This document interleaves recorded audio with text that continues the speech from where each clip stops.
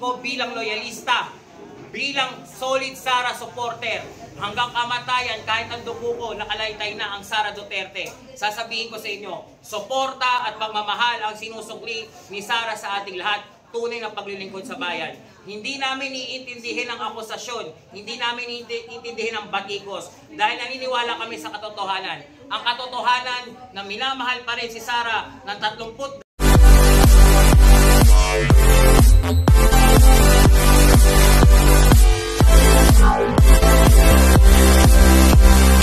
Muli nagpapasalamat ako sa lahat ng mga leaders ko ng Inday Sara na movement. Itong regalo nyo sa akin ngayong kaarawan ko ay napakalaki. Dahil yung pagmamahal ninyo sa akin, pinakita nyo naman ngayong araw. Kahit na maraming bumabati ko sa kung may question ng kredibilidad ko, ng pakikipag-ugnayan ko kay VP Sara Duterte, pinatunayan na naman ni VP Sara Duterte ng OVP na ako'y kaibigan nila at kaibigan ko rin sila.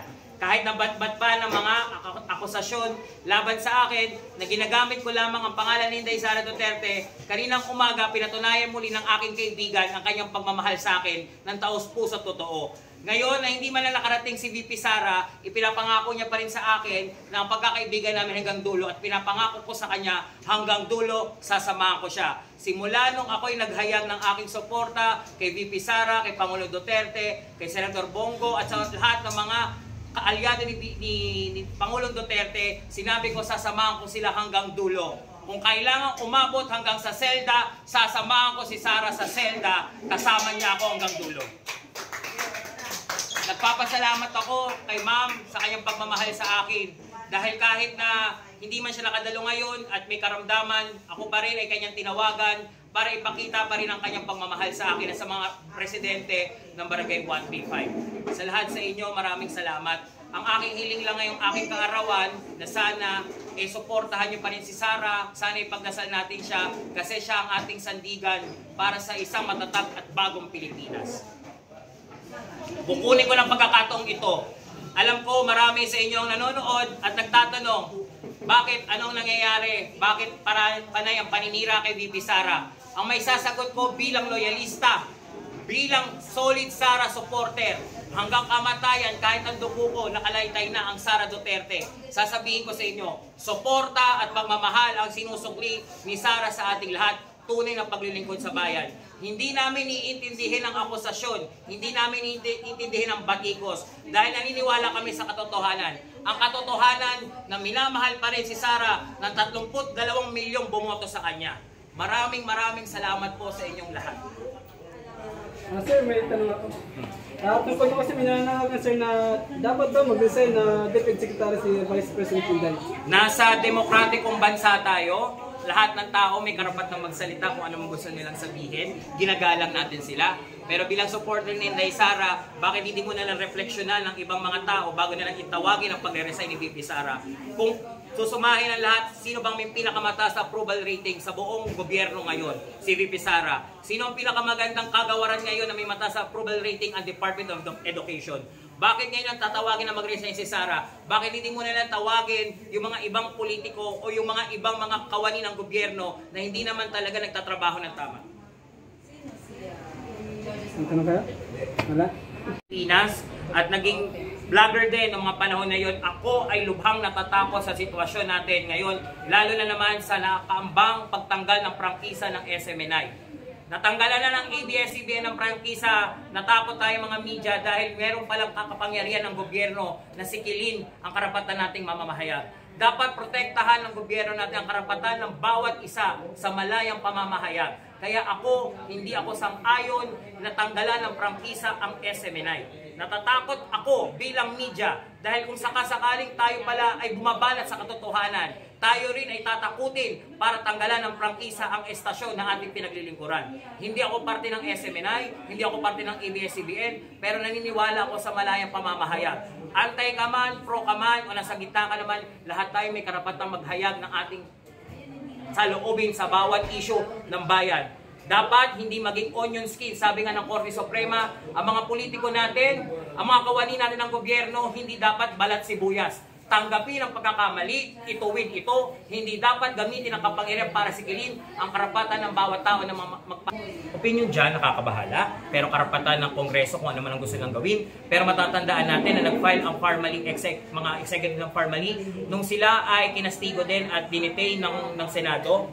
Nagkaroon ng ruling ng Supreme Court dyan na hindi pwedeng maging malabis ang Kongreso sa kapangyarihan mag-contempt. Pero hindi tinatanggal ng Korte Suprema ang kapangyarihan na yun sa kanila. Ngunit dapat may basis talaga ayon sa konstitusyon at ayon sa batas. Ang bawat hakbang dapat ng bawat ahensya, katulad na lang ng ating Kongreso. Kung ano man ang kanilang rason bakit nila kinomtempt si Ka Eric o si Dr. Badoy, dapat ipaliwanag nila yon sa taong bayan. At higit sa lahat, ako naman, sa mga legal counsel ni Ka Eric, dapat iakyat ninyo sa Supreme Court para ang Supreme Court mismo ang magbigay ng explanation kung ano bang tama at hindi. Kasi ang ating magiging sandalan sa mga panahong ganito ay ang Korte Suprema. Ako naman, ang aking respeto sa Korte Suprema ay napakatatag at alam ko sila magiging neutral sa issue na yan at makakapagbigay ng magandang desisyon kung ano nga bang mangyayari. At sana, matapos na ang lahat ng problemang ito at sana mapakawalan na rin si Ka Eric at si Dr. Badoy dahil mas mabuti na ang Pasko natin masaya, kapiling ang lahat ng pamilya. Yun naman, pero respeto ho natin ang mga kagalang-galang nating kongresista. Mas may kapangyarihan po sila kumpara sa atin. Sila pong nakakaalam kung ano dapat gawin sa Kongreso. Yun po. Sir, dun sa gaganapin ngayong peace talks sa mga kababayan. Peace talks. Sinabi na ni Vice Presidente Inday Sara Duterte, ito ay isang kasunduan sa demonyo. Ako, saksi rin ako sa mga tao na napatay, sa mga kababayan natin, sa mga sundalo, polis na na-ambush. Nakakausap ko rin ang mga dating mga kadre. Ako talaga, mas mabuti siguro na nakakamit na natin ang tagumpay laban sa komunismo, sa mga rebelde komunista. Panahon na siguro talaga na dapat i-visit muna ng ating mahal na Pangulo ang kasunduang ito at pag-upuan natin na maayos kasi mas maganda po na ang ating republika ang manaig, hindi ang mga masasama o mga rebelde. Kung kapayapaan ang hinihingi, wala ba namang pwedeng humadlang dyan. Pero sana totoong kapayapaan. Ilang beses na silang humingi ng kapayapaan, pero ang pinakamasakit dyan, marami silang mga pinapatay pa rin habang nandun tayo sa peace talk. Marami pa rin silang pinapatay ng mga sundalo at pulis. Kaya nakakalungkot pa rin. Sana pag-isipan muna ng ating mahal na Pangulo, Bongbong Marcos, at ng buong sandatang lakas ang itong ginagawa nilang peace talk sa NPA. Diba? Para sa kinabukasan ng mga kababayan po natin. Vice President Sara Duterte, maraming salamat sa lahat ng pagmamahal, tiwala na ibinibigay mo sa akin. Maraming salamat sa lahat ng serbisyong binibigay mo sa taong bayan. Kailangan ka namin ngayon. Nahihiya ako personal ngayon sa iyo dahil isa ako sa mga sumigaw ng ransararan. Nagbigay sa iyo ng mabigat na pasanin sa mga balikat mo. Pero nandito na tayo, ma'am.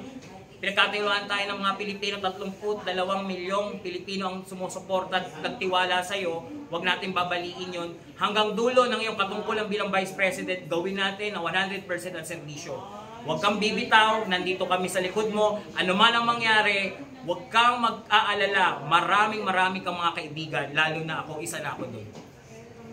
Sir, pahingi lang po ako ng update tungkol dun sa Sara na Movement. Sa mga Sara na Movement. Oo, muli maraming salamat po, lalo na po sa ating Caloocan na nandiyan po si Sir Noel Kabuhat at si Miss Fanny, meron din po siyang Caloocan na Sara na.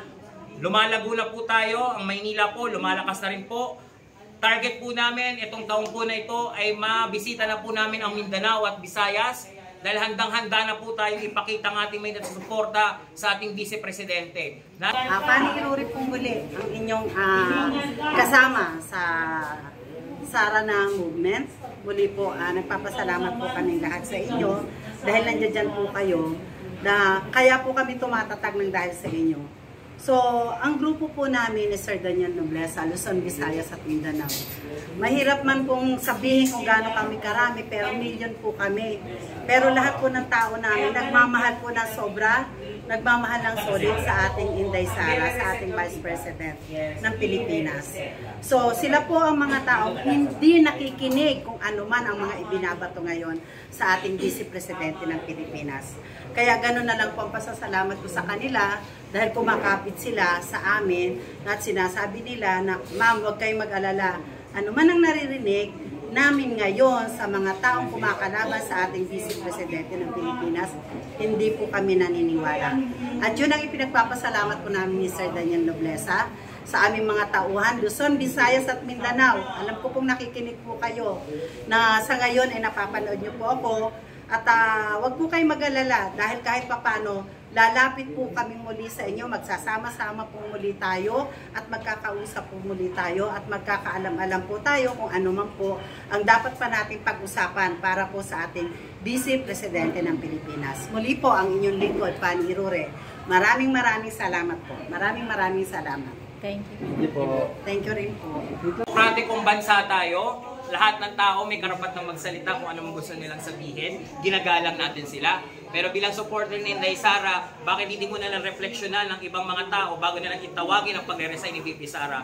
Kung susumahin ang lahat, sino bang may pinakamataas na approval rating sa buong gobyerno ngayon? Si VP Sara. Sino ang pinakamagandang kagawaran ngayon na may mataas na approval rating ang Department of Education? Bakit ngayon ang tatawagin na mag-resign si Sara? Bakit hindi mo na lang tawagin yung mga ibang politiko o yung mga ibang mga kawani ng gobyerno na hindi naman talaga nagtatrabaho na